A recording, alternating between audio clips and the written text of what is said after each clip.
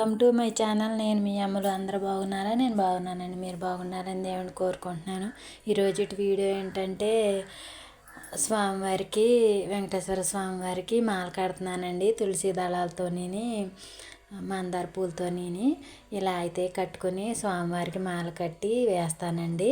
నేను ప్రతి శనివారం స్వామివారికి పిండి దీపం పెట్టుకుంటాను కదండి, అలా పెట్టుకుంటున్నాను. చూడండి, స్కిప్ చేయకండి. ఇలా అయితే మన చేతులతో కట్టుకున్న మాల వేస్తే స్వామివారికి చాలా అందంగా ఉంటుందండి. మన ఇంట్లో పూసిన పువ్వులతో చక్కగా మాల కట్టి స్వామివారికి వేస్తే నాకు చాలా ఆనందం అండి. ఇదిగోండి, ఇలా చిన్న మందారాలు ఉంటాయి కదా, వాటిని కోసి తులసి దళాలు కోసి స్వామివారికి వేసానండి. స్వామివారికి చక్కగా తులసి దళాలు అంటే చాలా ఇష్టం కదా, ఇలా అయితే అందంగా అలంకారం చేశానండి. ఇదైతే గరుడ పురాణం అండి. మా వారు ఆన్లైన్లో బుక్ చేసుకుని రోజుకు ఒక పేజీ చదువుకుంటారండి. మా తాతయ్య గారు చదువుకుంటారు. గరుడ పురాణం కొనుక్కున్నారు. ఆయన పురాణాలు బాగా వింటారండి. చాగంటి కోటేశ్వరరావు గారి, పద్మాకర్ గారి అందరూ వింటారండి. పురాణాలు బాగా వింటారు. అందుకనే గరుడ పురాణం కూడా చదువుకుందాం అన్నట్టు బుక్ చేసుకుని కొనుక్కున్నారండి. భాగవతం, రామాయణం అన్నీ ఈయన చదువుకుంటారండి. ఏ పుస్తకం అయినా సరే, ఏ గుడికి వెళ్ళినా సరే పుస్తకం కొనుక్కోకుండా మట్టుకి రారు. ఏదో ఒక మనమేమో ఆడవాళ్ళం గాజులు కొనుక్కుందామా, స్వామివారి ఫోటోలు కొనుక్కుందామా అనుకుంటాము. కానీ ఆయన మట్టుకి ఏ బుక్ దొరుకుతుందా కొనుక్కుందాం అనుకుంటారండి. పురాణాల గురించి బాగా ఆయనకి ఇంట్రెస్ట్, బాగా చదువుకుంటాకి ఇంట్రెస్ట్ చూపిస్తారు. యూట్యూబ్లో పెడతారు కదా, అవి కూడా బాగా వింటారండి. ఇలా అయితే ఇక్కడ నేను పిండి దీపం చేసుకుంటున్నాను. పిండి దీపాలు 7 దీపాలు చేసుకుని స్వామివారికి వెలిగించుకుంటాను కదా, ప్రతి శనివారం చేస్తాను కదా, మీకు తెలిసిందే. ఇలా అయితే అందంగా చక్కగా చేసుకున్నానండి. కొంచెం లూజ్ అయింది, అందుకనే కొంచెం అలా వచ్చినాయి. లేకపోతే కొంచెం బారుగా వస్తాయేమో అనుకున్నాను, కానీ పిండి ఏమో కొంచెం లూజ్ అయిందండి. వాటర్ ఎక్కువైందో పాలు ఎక్కువైపోయినాయో, పాలు అయితే నేను పాలు, బెల్లం, అరటిపండు వేసి నేను ఇలాగ పిండి కలుపుకున్నానండి. బెల్లంలోనే అరటిపండు వేసుకుంటే చక్కగా బాగుంటుంది. స్వామివారికి మనం సలివిడి కింద కూడా తీస్తాం కదా, ఆ సలివిడి కింద కొంచెం బెల్లం ఎక్కువ వేసి మనం సలివిడి కింద తీసుకున్నామంటే ఇంకా మళ్ళీ మనం ప్రత్యేకంగా చేసుకోక్కర్లేదండి. ఇలా అయితే ఇంకొండి దీపాలు అయితే ఇలా చేసుకున్నానని చూపిస్తున్నాను. ఇక్కడ దేవుడు అరమర పైన పెట్టుకున్నానండి. వేరే పీట వేస్తాకి మళ్ళీ చాలా ప్లేస్ పట్టేస్తే ప్లేస్ కూడా లేదు. ఎక్కడ చూసినా మా ఇంట్లో మిషన్లే ఉంటాయి. ఇంకా మిషన్లు ఏముంటాయి కదా అని ఇంకా నేను పైన ఇంకా ఇలా క్లాత్ వేసుకుని వినాయకుడిని, స్వామివారిని అయితే ఇలా అలంకరణ చేసుకున్నానండి. ఇక్కడైతే గంధం కలుపుకుంటున్నాను. గోవిందనామాలు పెట్టుకోవాలి కదా, స్వామివారికి గంధము, కుంకుమ బొట్టు పెట్టి ఇలా అయితే చేసుకుంటున్నానండి. ప్రమిదలకైతే నేను గోవిందనామాలు పెట్టుకుంటున్నాను. ముందు గంధం కలుపుకొని కుంకుమ కూడా బొట్టు పెట్టుకుంటే అందంగా ఉంటాయి కదా గోవిందనామాలు, అందుకని ఇలా చేసుకుంటున్నానండి. మీరు ఎలా చేసుకుంటారో, నేను ఎలా చేసుకున్నానో కామెంట్లో తెలియజేయండి. ఇక్కడైతే తమలపాకులో పెట్టుకుంటున్నానండి. ఒక్కొక్క దీపం చేసుకుని తమలపాకులో పెట్టుకుంటున్నాను. ఇలా గోవిందనామాలు పెట్టుకుంటే చాలా బాగుంటుందండి. మనసుకు కూడా చాలా ప్రశాంతంగా ఉంటుంది. అలాగా మనం చేసుకుంటే ఇల్లంతా కూడా చాలా బాగుంటుంది. నాకైతే చాలా ఆనందం కింద ఉంటుందండి. మనం పూజ చేసుకోని రోజు చూడండి ఎంత వెలితిగా ఉన్నట్టు ఉంటుంది. ఆడవాళ్ళకి ఇబ్బంది వస్తుంది కదా, ఆ రోజు చెయ్యం కదా, అప్పుడైతే చాలా హెల్త్ కింద ఉన్నట్టు ఉంటుందండి. అదే పూజ చేసుకున్న రోజు చూడండి చాలా ప్రశాంతంగా ఉన్నట్టు ఉంటుంది. నేనైతే ఎప్పుడు నువ్వుల నూనెతోనే దీపారాధన చేసుకుంటానండి. స్వామివారికి అనే కాదు, నేను ఇంట్లో నిత్య దీపారాధన కూడా నువ్వుల నూనెతోనే చేసుకుంటాను.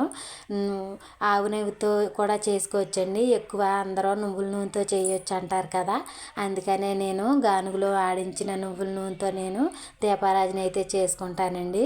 అక్కడే గానుగు దగ్గరే తెచ్చుకుంటాం మేము నువ్వుల నూనె. ఆవు నెయ్యి అయితే కొట్ల దగ్గర కట్ట కొనుక్కున్నా మనకి కల్తీ వస్తుందో మంచిది వస్తుందో తెలియదు కదా, అందుకనే నేను ఇళ్ళ దగ్గర ఆవులు ఉంటాయి కదండి, ఆవు ఆవు నెయ్యి మట్టుకి వీళ్ళ దగ్గర మట్టుకు కొనుక్కుంటానండి. ఎవరి దగ్గర కొట్టు దగ్గర కొనుక్కుంటే అది మంచిది వస్తుందో చెడ్డ వస్తుందో తెలియదు కదా మనకి. అందుకని నేను ఇలా అయితే నువ్వుల నూనె మామూలుగా చేసుకుంటాను. బాగా పండగలప్పుడు, వరలక్ష్మి వ్రతం అప్పుడు, ఇలా లక్ష్మీదేవి పూజ అప్పుడు, కార్తీక మాసంలో అయితే ఆవు నెయ్యితో చేసుకుంటానండి. నేను మా ఇంటి పక్కన ఆవిడ దగ్గర కొనుక్కుంటాను ఆవు నెయ్యి. కొనుక్కొని అలా చేసుకుంటానండి. మామూలు పూజలు అయితే ఇలా నువ్వుల నూనెతోనే చేసుకుంటాను. రోజు దీపారాధన కూడా నువ్వుల నూనెతోనే చేస్తానండి. ఇలా అయితే నేను దీపారాధన చేసుకున్నాను. ముందు ఆచమనం చేసిన తర్వాత ఇలాగా దీపారాధన వెలిగించుకుంటాను. స్వామివారికి చూడండి ఎంత అందంగా కనపడుతున్నారా, ఆ దీపాల వెలుగులో స్వామివారు ఎంత అందంగా ఉన్నారో చూడండి. ఇలా అయితే ధూపం ఇచ్చుకున్నానండి. ధూపం ఇచ్చుకుని స్వామివారికి వినాయకుడికి చిన్నగా పూజ చేసుకోవాలండి. ముందు ఆయనే కాబట్టి ఆయనకే పూజ చేసుకోవాలండి. ఇక్కడైతే నేను పువ్వులు పెట్టుకుంటున్నాను. దీపారాధనలు అయితే అలంకరణ చేస్తున్నానండి. ఇలా గోవిందనామాలు పెట్టుకున్న తర్వాత దీపం వెలిగించుకున్న తర్వాత ఇలా పువ్వు పెట్టి చక్కగా మనం వెలిగించుకోవాలండి. వెలిగించుకుంటే మంచిది, మంగళకరమైన దీపం అవుతుంది అది. ఇలా అయితే నేను పుస్తకానికి కూడా స్వామివారు ఉన్నారు కదా అన్నట్టు పువ్వు పెడుతున్నానండి. ఇలా అయితే స్వామివారికి బొట్టు పెడతాం మర్చిపోయాను, అదే పెడుతున్నానండి. ఇక్కడ గంధం పెట్టి కుంకుమ బొట్టు పెడుతున్నాను. ఇలా అయితే నేను శనివారం పూజ అయితే చక్కగా ఆనందంగా చక్కగా చేసుకున్నానండి. వరలక్ష్మి వ్రతం అయితే ఈ వారం చేసుకుంటాను నేను.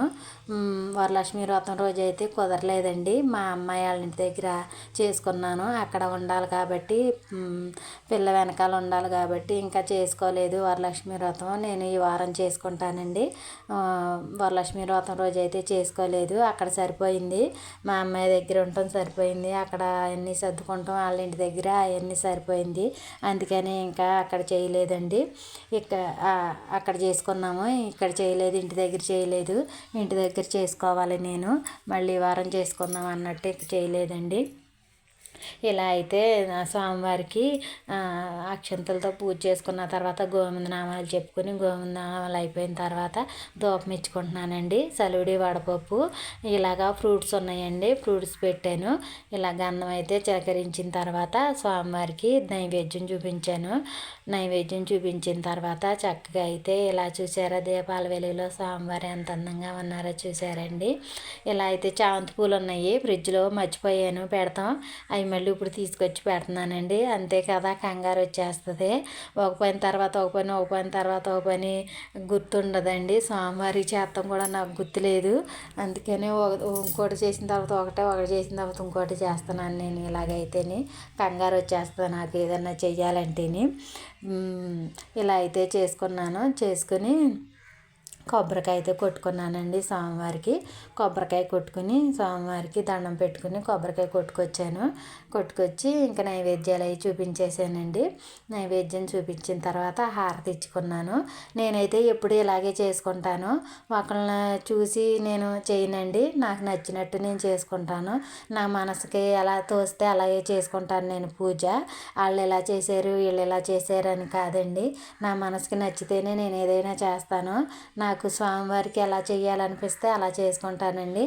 శుక్రవారం పూజ అయినా అంతే, శనివారం పూజ అయినా అంతేనండి. ఒకళ్ళని చూసి మనం నేర్చుకుంటాం అంటే కొన్ని నేర్చుకుంటాము, అన్నీ కాదండి. ఆర్భాటం అంగులు కింద కాకుండా నా మనసుకి ఎలా నచ్చితే అలా చేసుకుంటాను నేను. ఇలా అయితే పచ్చకర్పూరంతో ఆరతిస్తున్నానండి. స్వామివారికి పచ్చకర్పూరం అంటే చాలా ఇష్టం కదా. స్వామివారికి ఇలా అయితే ఆరతి ఇచ్చి జవ్వాది వేసానండి. జవ్వాది వేసి ఇల్లంతా మంచి సువాసన వస్తుంది జవ్వాది అయితే వేస్తేనే.